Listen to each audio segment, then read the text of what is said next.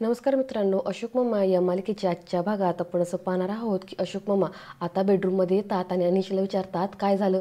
अनिश जरा घाबरतो आणि म्हणतो कुठे काय, काहीच नाही. अशोक मामा म्हणतात नाही, मी मगासपासून बघतोय तू जरा अस्वस्थ दिसतोय. अनिश म्हणतो की ते मामा मामी आले ना म्हणून जरा. अशोक मामा म्हणतात हो का, तेवढंच कारण आहे का आणखीन काही आहे.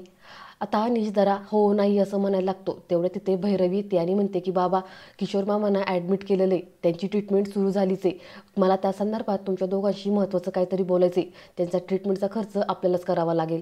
अशोक मामा म्हणतात जमणार नाही, आपल्या घरातला 1 रुपयासुद्धा मी त्यांना देणार नाही.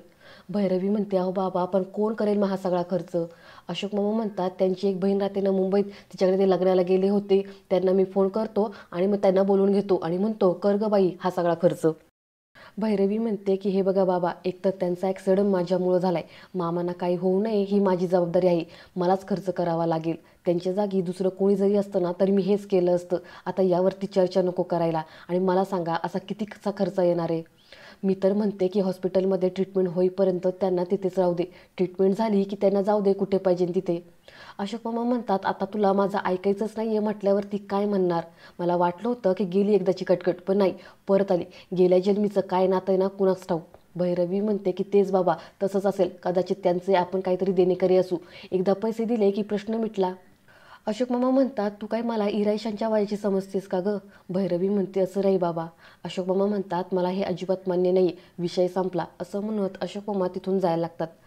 भैरवी म्हणते की बाबा प्लीज जरा ऐकून घ्या माझं. हे बघा, तुम्ही आयुष्यामध्ये अशा कितीतरी न पटणाऱ्या गोष्टी केल्यात ना, कारण की आम्हाला बरं वाटावं म्हणून. हे बघा, मामांचा ॲक्सिडेंट माझ्यामुळं झाला आहे, त्यांना जर ट्रीटमेंट मी केली नाही ना त्याशिवाय मला मोकळं वाटणार नाही. एकदा माझ्या बाजूने विचार करा ना प्लीज. तर अशोक मामा तिचा हात आपल्या हातातून सोडून घेतात आणि तिथून निघून जातात. पुढे भैरवी अनिशला म्हणते की अनिश, हॉस्पिटलमध्ये डिपॉझिटसाठी लागणारे पैसे मी भरून आली, मला अजून वाटतं की 1,00,000 रुपये तरी खर्च होईल. तू प्लीज हॉस्पिटलमध्ये येशील का, हवं तर चेक घेऊन ये, कारण मामाचं काही इन्शुरन्स वगैरे असेल असं मला वाटत नाही. तर अनिश होकारार्थी मान हलवतो. भैरवी म्हणते ठीक आहे, मी जाते आता, माझी तिकडे जास्त गरज आहे, मी निघते, बाय, असं म्हणत भैरवी तिथून निघून जाते. तर इकडे ईश्वर काका तुषारवरती ओढत असतात. ते म्हणतात अरे कशाला एवढे पैसे गुंतवायचे तुम्ही, एवढ्या साध्या गोष्टी कळत नाहीत का. तर तुषार पण चिडून म्हणतो मी काही मुद्दाम केले का, झाली ना चूक, काय करू सांगा आता. ईश्वर काका म्हणतात अरे चूक झाली म्हणजे एवढे वर्ष तुम्ही कमवलेला पैसा एका फटकात कोणीतरी घेऊन पळून जातो म्हणजे काय, आणि चूक झाली असं सांगतोयस मला. अरे किती पैसे गेले सांग मला, किती पैसे गेले तुमचे, आणि तू आणि अनिशनी किती पैसे गुंतवले होते. तर तुषार म्हणतो की बाबा परत परत तेच का विचारतायत तुम्ही मला, मी तुम्हाला सांगितलं ना मी फार पैसे गुंतवले नव्हते, अनिशने जास्त पैसे गुंतवले होते, त्याचं जास्त नुकसान झालंय. ईश्वर काका म्हणतात अरे पण अनिशला तर आत्ता नोकरी लागली, मग त्याने जास्त पैसे कसं काय गुंतवले. तुषार म्हणतो की हो म्हणूनच तो जास्त ट्रेसमध्ये आहे.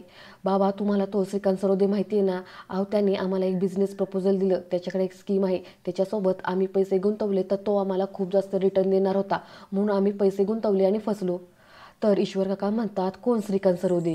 तुषार म्हणतो अहो बाबा असं काय करताय तुम्ही, आपल्या शेजारच्या बिल्डिंगमधला श्रीकांत, आपल्या शेजारची बिल्डिंग. ईश्वर काका म्हणतात हां हां आठवलं आठवलं, तो तर वेल डू आहे ना. तुषार म्हणतो की एक्झॅक्टली, आम्हा दोघांनाही तसंच वाटलं म्हणून आम्ही पैसे गुंतवले आणि फसलो. ईश्वर काका म्हणतात चांगलं उत्तम, अरे पैसे डबल होतील डबल होतील, जास्त रिटर्न मिळतील, काही जादूची कांडी आहे का फिरवली की डबल झाले. तुम्ही मुलांना आजकाल पैसा पाहिला ना की पागल होतात, नीट चौकशी करायला नको. तर ईश्वर काका विचारतात की हे अशोकला माहिती आहे का. तुषार म्हणतो की नाही, पण आज ना उद्या हे त्यांना कळणारच आहे. ईश्वर काका म्हणतात ज्यावेळेस अशोकला हे सगळं काही कळेल ना त्यावेळेस अनिसचं काही खरं नाही. तर इकडे संयमी वैतागलेली असते. ती म्हणते यांचा ॲक्सिडेंट आत्ताच व्हायचा होता का, आले फुकटचं फुटेज खायला, आता कोणालाच वेळ नाही आहे माझ्याशी बोलायला. ईशान म्हणतो अगं ताई तू मावशी बोललीस का. संयमी चिडून म्हणते ती बसली हॉस्पिटलमध्ये जाऊन, तिच्यासाठी प्रायोरिटीच नाही आहे आता मी. तर इरा म्हणते ताई ते आता आपल्याच घरात राहणार का. संयमी म्हणते इम्पॉसिबल, आजोबा त्यांना इथे राहूनच देणार नाही आहे, शेवटी ते लीडर आहेत ना या घरचे. ईशान म्हणतो मी काय म्हणतो, आता चर्चा झाली असेल तर आपण जेवायला जाऊ का, मला भूक लागली. असं म्हटल्यावर ती संयमी म्हणते उठ उठ चल, तुला ना मी जेवायलाच वाढते, असं म्हणत आता ती त्याला आतमध्ये घेऊन जाते.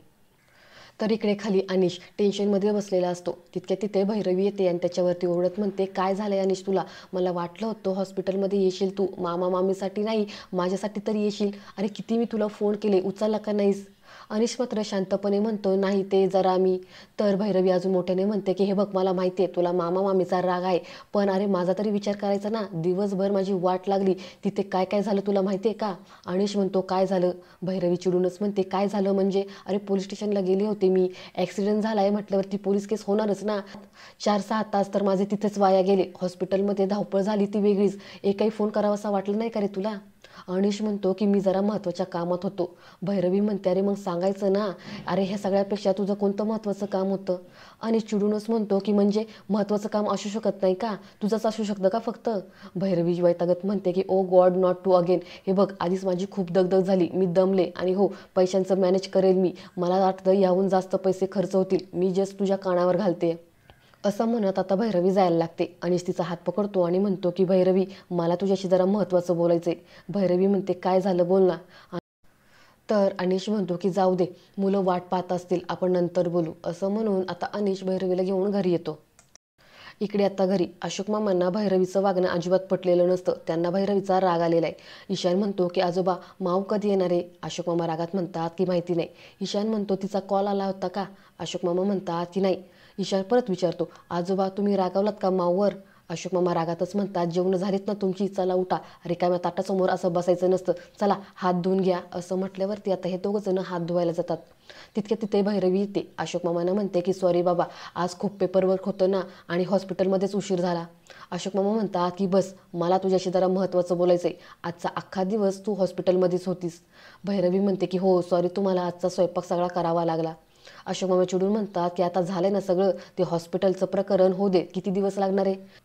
भैरवी म्हणते की 2 दिवस, 2 दिवसानंतर ते त्यांचे जातील निघून. तर अशोक मामा म्हणतात, ठीक आहे, यापुढे तू हॉस्पिटलमध्ये जाऊ नकोस, त्यांचं ते बघून घेतील. तितक्यात दारावरची बेल वाजते. अनिस जाऊन दरवाजा उघडतो तर राधाबहिणी आलेल्या असतात. आता त्यांना पाहून ईशान मोठ्यानेच ओरडतो की मामी आजी, अरे यार माऊ, ते इथे कशासाठी आलीत? तर भैरवी ईशानला शांत करत म्हणते की गप्प बस ईशान, मोठ्या आहेत ना त्या. असं म्हणत पुढे येते आणि राधाबहिणींना आत बोलवून घेते. अनिश तिच्यावरती चिडतो आणि म्हणतो, आर यू मॅड? तर भैरवी म्हणते, 2 मिनिटं शांत बस अनिश. असं म्हणत राधाबहिणींना आतल्या खोलीत पाठवते. त्यांना म्हणते, तुम्ही इथं बसा, मी आलीच. असं म्हणत बाहेर येते, दरवाजा लावून घेते. पुढे आता भैरवी अशोक मामांना म्हणते की हे बघा बाबा, हॉस्पिटलमध्ये किशा मामांसोबत एक माणूस होता, तिथे लहान होता तो वॉर्ड. मामींसाठी जरा अनोळखी आहे, ऑकवर्ड फील झालं असतं, म्हणून मी त्यांना इकडे घेऊन आले. फक्त 2च दिवसाचा प्रश्न आहे. अनिश तिच्यावरती चिडतो आणि म्हणतो, मुंबईत काय आपणच आहोत का फक्त नातेवाईक? भैरवी म्हणते, अरे पण आता ते कुठे जाणार आहेत? अनिश म्हणतो, त्यांचे कोणते नातेवाईक होते ना, त्यांचा पत्ता घेतो आणि पाठवून देतो. भैरवी म्हणते, अरे एवढ्या उशिरा?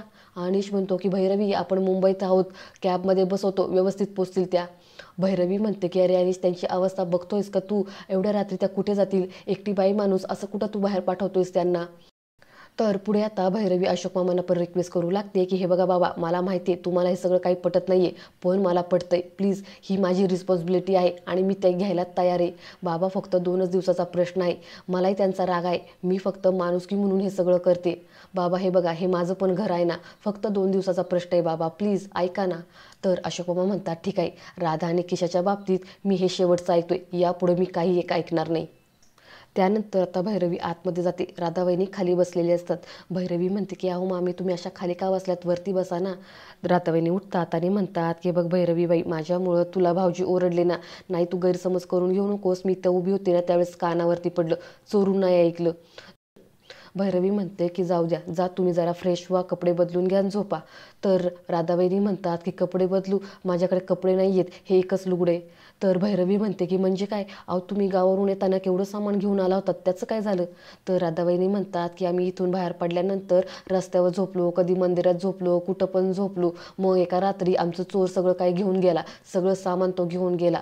त्यासाठी आम्ही पोलीस स्टेशनमध्ये तक्रार पण केली, पण पोलिसांनी आम्हाला जोडलं. असं म्हणून रडू लागतात. पुढे आता भैरवी कपाटामधून तिची एक साडी काढते आणि राधाबाईंना देते. राधाबाईंनी ती साडी घेतात आणि रडू लागतात. म्हणतात की ह्या घरात आम्ही होतो त्यावेळेस चांगलं खाऊन पिऊन होतो, पण आम्हीच ह्या घराचे वासे मोजले, त्यामुळंच आम्हाला ही शिक्षा मिळाली. भैरवी म्हणते की जा तुम्ही जरा तयार होऊन या, फ्रेश होऊन या. असं म्हटल्यावरती आता राधाबाईंनी तिथून निघून जातात. आणि आजचा भाग इथेच संपतो. मित्रांनो, खरं सांगू का, आज राधाबाईंना पाहून मला सुद्धा त्यांची जरा दयाच आली. केलेल्या कर्माची तर त्यांना शिक्षा मिळालीच आहे, पण अशी अवस्था पाहून ना खरंच वाईटसुद्धा वाटलं. असो, आता उद्याच्या भागात आपण असं पाहणार आहोत की अनिश न्यूजपेपर वाचतो आणि तो घाईघाईत अशोक मामांना म्हणतो की बाबा हे बघा, तुमच्या कंपनीची न्यूज आली. आर्थिक घोटाळा झालेला आहे. तर अशोक मामा म्हणतात की पाहू असं म्हणत पेपर पाहतात. गायधनींचा फोन येतो. अशोक मामा घाईत म्हणतात की हा गायधनी बोला. तर मोठ्याने आवाजात म्हणतात काय भैरवी. तर आता उद्याच्या भागात आपल्याला कळेल की भैरवीने काही आर्थिक घोटाळा केला की काय कंपनीमध्ये. तर आजचा भाग तुम्हाला कसा वाटला ते मला कमेंटमध्ये नक्की सांगा. पुढील भाग पाहण्यासाठी चॅनलला सबस्क्राईब करा. धन्यवाद.